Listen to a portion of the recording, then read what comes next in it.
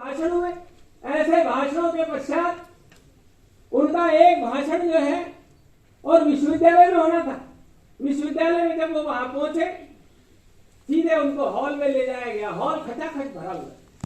वक्ता की कमजोरी है कि वो हॉल भरा हुआ देख ले और दो चार तालियां बजा देवे तो उसका बोलने का उत्साह और बढ़ जाता है। आप लोग तालियां मत बजा देना। हॉल तो खचाखच भरा था। रविंद्रनाथ जी बड़े पहुंचे हुए आदमी थे। उन्होंने एक नजर हॉल में देखी और ऐसी हॉल में एक नजर देखने के बाद बाजू में बैठे हुए वहां के जो कुलाधिपति थे, वाइस चांसलर थे, उनके कान में कुछ खुशखुशा कर पूछा।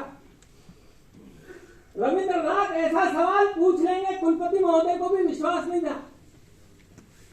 उन्होंने बात टालने की बात की। बाद में सारा कार्यक्रम हो गया, भाषण तो हो गया, पर रविंद्रनाथ के दिमाग में तो चल रहा था। रविंद्रनाथ ने सारे हॉल पर नजर मारी।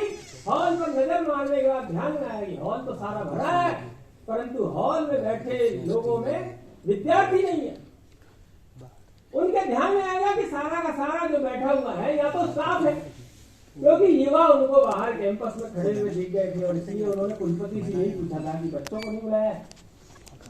तो कुलपति सकपका गए और इसलिए कार्यक्रम के बाद जैसे ही भाषण हुआ तो कहा कि चलिए चलिए चाय पियेंगे, यहाँ चाय स्नैक्स का यहाँ पीछे है, हमारी थोड़ी व्यवस्था है। तो आप पीछे व्यवस्था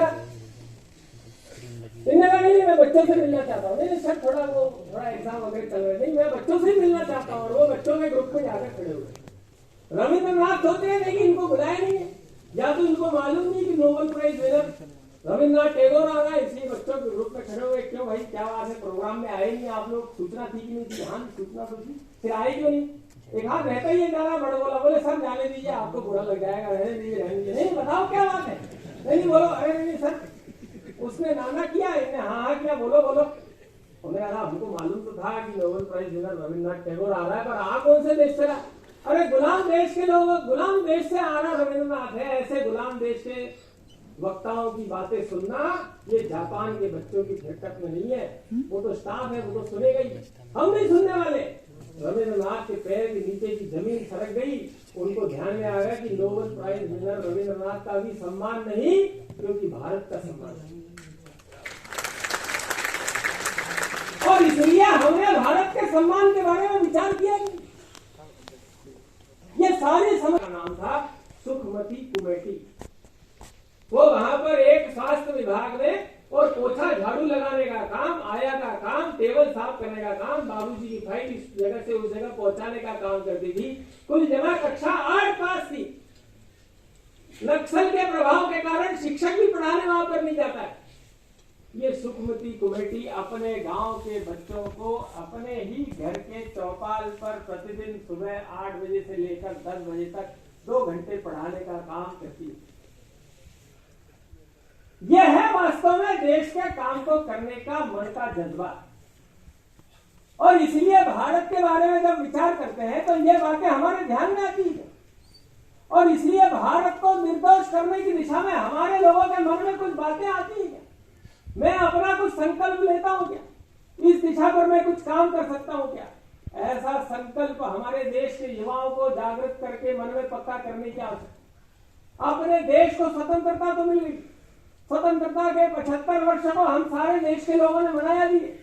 इस देश को स्वतंत्र कराने के लिए केवल राज सत्ता परिवर्तन की लड़ाई नहीं थी। अपने देश की इस स्व की ये लड़ाई थी। और इस स्व की लड़ाई में लड़ने वाले लोग कैसे कैसे थे, इनके बारे में अगर हम कल्पना करेंगे तो ध्यान में आता है कि ऐसे ऐसे लोग थे जिन्होंने अपना मिशन ही इसको बनाया। केवल सत्ता का हस्तांतरण नहीं था और अंग्रेजों का भी शासन जो है केवल सत्ता आधारित नहीं था। उनका आक्रमण ये हमारे देश पर एक सर्वंकष आक्रमण था।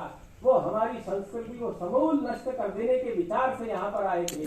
परंतु जिस प्रकार का उनका आक्रमण था, अपने यहाँ के लोगों ने भी उसका उसी प्रकार से करारा उत्तर दिया। जिसने जहां था उसने वहां पर उत्तर दिया। और इसलिए जगदीश चंद्र बसु ने अपने आय को 2 हिस्सों में बांटा और उन्होंने कहा कि मेरी सारी आय जो है, इस आय का बड़ा भाग और नए प्रयोगों के लिए सारा मैं भारत के रिसर्च के लिए देने का काम करता। एक सत्येंद्र बोस नाम के व्यक्ति थे, उन्होंने रिसर्च पेपर, उनको फ्रेंच भी जानते थे, उनको बड़ी डिमांड हुई, उनसे पेटेंट जो उनको पेटेंट कराने के नाम पर बड़े बड़े दुनिया के देशों ने आग्रह किया, पर उन्होंने कहा नहीं, मैं अपनी कला अपनी विज्ञान ये बेचने के लिए नहीं काम करूंगा। उन्होंने अपना सारा जीवन ये भारत के लिए लगाया, सारे दुनिया के रिसर्च पेपर का वो बंगला में और हिंदी में अनुवाद कर अपने बंगाल के और हिंदुस्तान के लोगों के लिए काम करते। और इसलिए चाहे व्यापारी हो, चाहे उद्योगपति हो, चाहे वो नृत्य हो, चाहे वो गायन हो, चाहे वो कवि हो, चाहे वो किसान हो, चाहे वो मजदूर हो, चाहे वो सन्यासी हो, सबने देश के स्व के लिए काम किया। वो शहीद बाबू गेनू का हम बलिदान दिवस मनाते हैं, वो कौन था? वो हमारे जैसे तो बहुत सारे लोगों को शहीद बाबू गेनू का नाम भी नहीं मालूम। वो शहीद बाबू गेनू जो है वो बंदरगाह पर एक हम्माल हुआ करता था, पोर्टर था, कुली था। वो उसने तय किया कि मेरे भारत की धरती पर विदेशी माल नहीं आने दूंगा। उसने यूनियन बना ली, वो सारे वहां पर लोग इकट्ठा हो गए, माल खड़ा रहा। बाद में माल लोड हुआ तो उसने कहा ट्रक नहीं आने दूंगा, मैं ट्रक के सामने खड़े हो जाऊंगा। लोगों ने समझाया, उसने कहा नहीं, ट्रक नहीं जाएगा। एक 17 या 19 साल का नौजवान वो कुली वो ट्रक के सामने खड़ा हो गया। अंग्रेजों ने अपना ट्रक चलाया, उसकी छाती को रौंदता हुआ ट्रक निकल गया। वो शहीद बाबू गेनू जो पोर्टर था, जो हम्माल था, वो भी देश के लिए बलिदान। सबने अपने अपने स्थान पर इस देश को बनाने के लिए, सजाने संवारने के लिए अपना काम किया है। अपने देश का ये 75वां स्वतंत्रता का वर्ष है। हमें स्वाधीनता तो मिल गई, पर देश में अभी भी स्वतंत्र नहीं आया। समाज जीवन के प्रत्येक क्षेत्र में आज हमको ध्यान आता है, कई जगह आज भी गुलामी मानसिकता से ग्रस्त ऐसा हमारा समाज ये देखने को मिलता है। और इसलिए आजादी के इतने वर्षों के बाद भी प्रधानमंत्री को मंच से खड़े होकर हमारे देश के लोगों को स्वच्छता के लिए आग्रह करना पड़ता है। अरे कुत्ता भी बैठता है तो सवाब कर कर बैठता है, और हम अपने देश के प्रधानमंत्री को इतने सालों के बाद याद कराना पड़ा कि भैया जरा स्वच्छता में रहो, स्वच्छ मिशन, स्वच्छ मिशन। आश्चर्य होता है कि हम कौन से भारत के लोग, यह हमारे लिए क्या मिशन ही है सोचने के। और इसलिए हमारा समाज कैसा होगा, इसको बनाने का काम हमको करना पड़ेगा। इसलिए हमारे पास इन 75 वर्षों में हमने बहुत सारी बातें ताकत खड़ी की। आने वाला 25 साल ये हमारे लिए चैलेंज का है, जिसको कल भी भाई साहब ने बोलते हुए अमृत काल कहा। यह अमृत काल जो है ये हमारे लिए एक सौभाग्य का अवसर है। हम ऐसे युवा इस अवसर पर पैदा होकर इस अवस्था में आकर खड़े होंगे। जो 50 के पार हो गए, 60 के पार हो गए, वो तो ढल गए।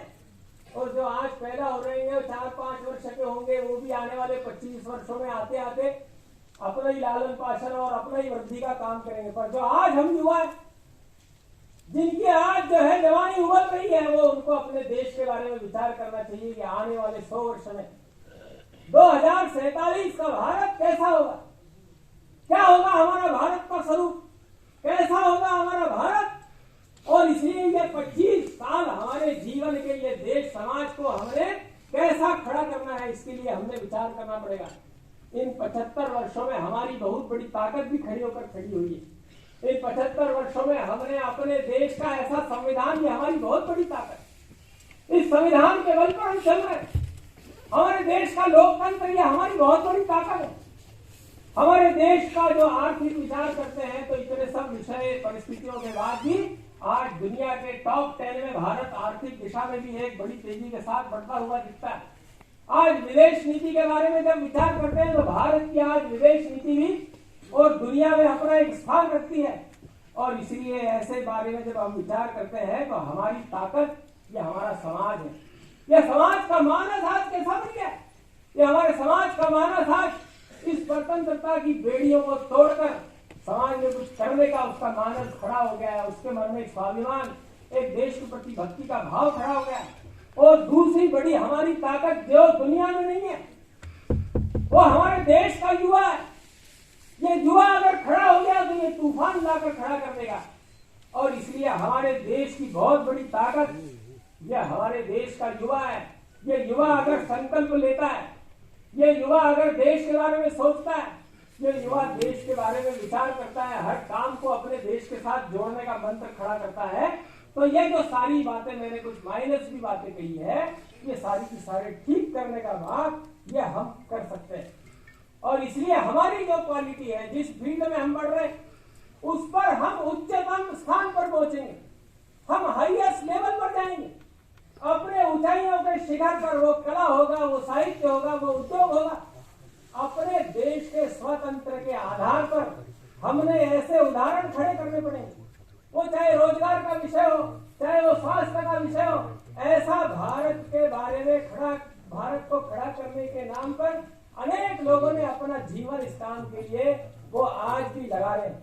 वो इस प्रकार के भाव के साथ खड़े हुए हैं और इसी नाते इस प्रकार की संवेदना को लेकर इस देशभक्ति का भाव हमने अपने मन में धारण कर और ये सारा दृश्य बदल दे। देश दुनिया में क्या है उसका विचार छोड़ते हुए जहां पर मैं हूं, एक संस्मरण बताते हुए अपनी बात को समाप्त करूंगा।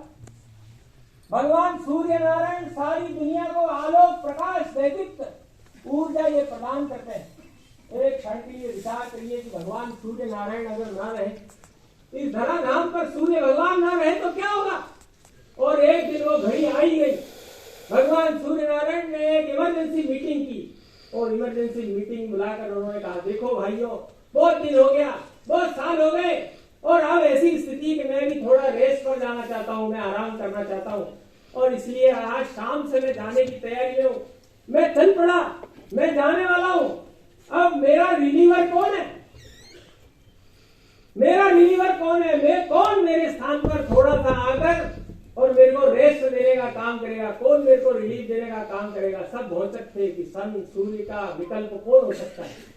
कौन सूर्य का विकल्प हो सकता है? ब्रह्मा, विष्णु, महेश, यक्ष, किन्नर, देव सारे के सारे मुंह दबाए बैठे थे। अब क्या होगा? सारी सभा को सांप सूंघ गया, कौन बोलेगा? उस भरी सभा में उस मौन को तोड़ने का काम एक छोटे से नंदा दीपक ने किया। उन्होंने कहा, भगवान आप जाइए, सारी रात मैं जो है सारी रात जलने का प्रयास करूंगा। सारी दुनिया की तो नहीं कह सकता, पर आपको इस बात की गारंटी देता हूं, जहां पर मैं हूं वहां पर अंधेरा नहीं रहने दूंगा।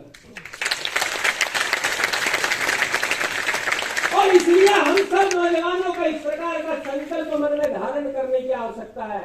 देश दुनिया की तो छोड़ दीजिए, पर जिस गली मोहल्ले बस्ती गांव में मैं रहता हूं, उस गली मोहल्ले बस्ती गांव में मैं अंधेरा ये नहीं होने दूंगा। एक निर्दोष भारत, एक मजबूत भारत, एक समर्थ भारत, ऐसा भारत खड़ा करने की दिशा में मेरे को प्रयत्न करना है। स्वामी विवेकानंद जो है, उन्होंने अपने प्रिय शिष्य वो आला सिंघा को एक पत्र लिखा है।